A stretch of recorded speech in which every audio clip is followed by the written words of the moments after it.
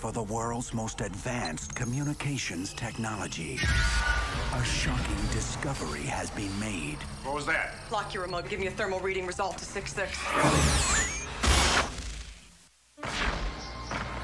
It will take two young scientists into the heart of the African jungle, where a secret hidden for 2,000 years holds the key to the future. This is Karen Ross. 81452, Houston, do you read? You used to work for the CIA, and now you're travel. Some will come to it for science. This is a big deal, Charles. This is a big find. Some for fortune. A diamond mine of incredible bounty. And some to return home. She doesn't really belong anywhere, does she? No, she belongs here. Together, they will search. My boss, he thought I wasn't going to make it. He sent another expedition. Drawn deep into a mystery. Camp destroyed, people dead, a gray gorilla. No such thing as a gray gorilla. I saw one. And the more they discover, Same hieroglyphics over and over. the greater the danger. What do they say? We are watching you. Help me! Help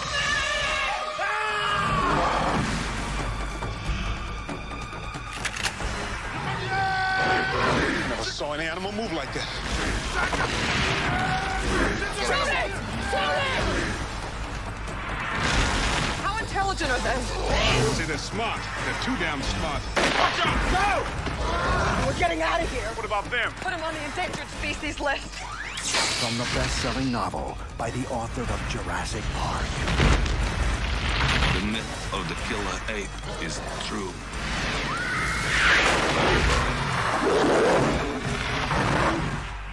Congo, where you are the endangered species.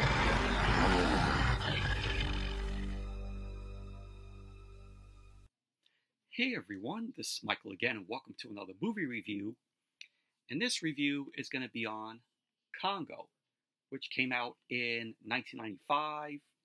And the film stars Dylan Walsh, Ernie Hudson, Laura Linney, Joe Don Baker, and also Tim Curry. And the film is based off of the book by Michael Crichton, the late great Michael Crichton, directed by Frank Marshall, who produced the film. And this film gets a lot of hate from people, but I thought this was a fun film. Is it dumb? Yes, but it's still all out a fun time. But basically what the film is about is Karen Ross, who was played by Laura Linney. She is a scientist. She's also a former CIA operative, and she ends up working for this company called Travicom, who is run by R.B. Travis, who is played by Joe Don Baker, and he ends up sending Laura Linney's character Karen to the Congo to determine the whereabouts of his son's missing diamond hunting team. So it's her and Peter Elliott, who was played by Dylan Walsh, who is a primatologist, and also his assistant, Richard, played by Grant Heslov. They go along with Laura Linney's character to the Congo, and they are joined by Tim Curry's character, Herkimer Homolika, who his character is a Romanian philanthropist, and they also meet Ernie Hudson's character, Monroe Kelly, who is, a mercenary guide who guides them through the Uganda. And pretty much it's just, them, discovering this lost city called Zinj, and they discover that a danger there is far more sinister than, what they are expected to find. And pretty much basically, while they're searching for, these diamonds, you got, the gorillas over there that want to, pretty much hunt them down. And pretty much that's basically, what the plot to the film is about. But think about this as Jurassic Park, but set in a jungle. But like I said, I had fun with the film. It's not as bad as people make it out to be. Yes, there are some dumb stuff in it, but aside from that, just go into this film with an open mind. I thought Dylan Walsh as Peter Elliott, I thought he did a decent job, being a primatologist, and he has a gorilla named Amy, which, he communicates through sign language, but he invents something that translates the sign language into a digitized voice, so he could understand, what, Amy is saying while he's communicating with the gorilla. And I gotta say, some of the gorillas, looked pretty, fine. They're all done by Stan Winston, and it has great effects by ILM, Industrial Light and Magic, and you could tell that the gorilla Amy is played by someone in a gorilla suit. I thought Laura Linney, she did, a fine job, and it was great to see Ernie Hudson playing a mercenary guy to the team, to Laura Linney and Dylan Walsh and Tim Curry's characters. And Dylan Walsh, you might know him. He's in Superman and Lois. He plays Sam Lane, who is the father of Lois, in the show and also in the comics. So, but I really enjoy him in Superman and Lois. You also have Tim Curry as Herkimer Homolika. I think that's how you pronounce his last name, but Tim Curry's character plays a philanthropist who is very Romanian. I didn't buy Tim Curry's Romanian accent that he does. I thought it came off, pretty silly to me. You also have one of the guys in it who is named Claude. I was like, oh, I know this guy from somewhere. And then I'm like, wait a minute. I remember seeing this guy in George of the Jungle, to which, he was in that film. The late, great Jimmy Buffett was in this. He played a pilot. So, singer Jimmy Buffett. You also have Joe Pantoliano. He makes a appearance in this, for, a few seconds. He plays a tour guide to when Laura Linney, Dylan Walsh, and Tim Curry's characters, and also Grant Heslov, who is, Dylan Walsh's character's assistant.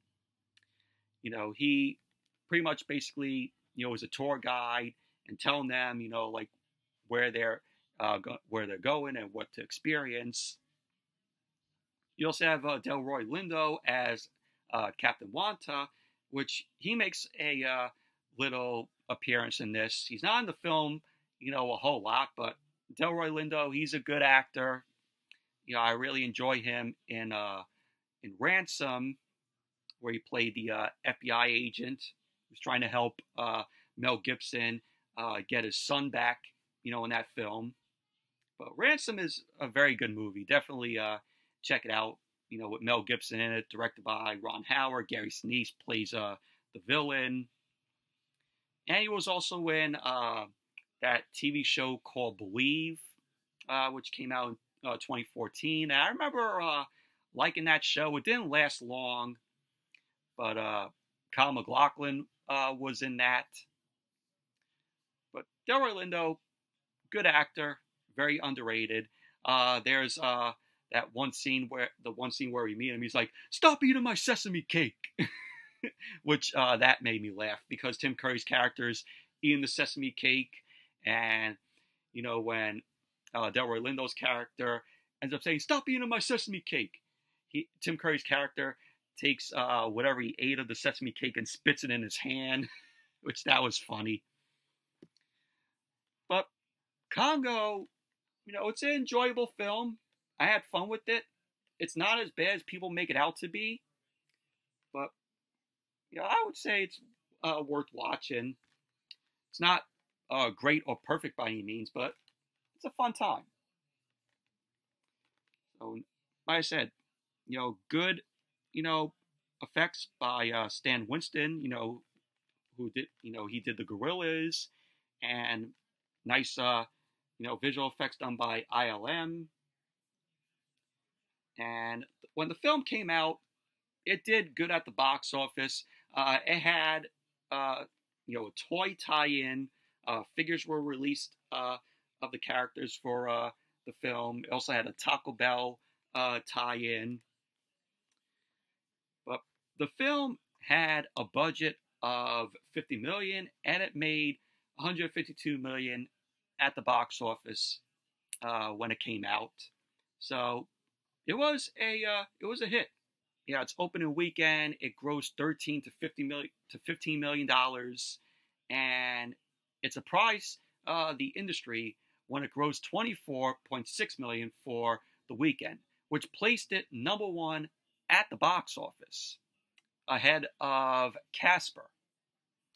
It was overtaken by Batman Forever during its second weekend, of course. Batman Forever, was going to rank number one. So the film grossed $81,022,101. The final worldwide gross was $152,022,101 versus a $50 million budget. But there was also a video game based off of the film called Congo the Movie, The Lost City of Zinji, that was released for the Sega Saturn. There was going to be a different game released on the Super Nintendo and the Sega Genesis. It was in development, but it was canceled. But Congo, fun film. Like I said, not as bad as people make it out to be. It's worth a watch. It's just a fun time. So check it out. But anyways, that's it for my review of Congo. Thank you all for watching. Hope you all enjoy this review. Definitely give the video a thumbs up, comment, subscribe, and I will see you all later tonight with the Monday Night Raw review. So, see you all later tonight.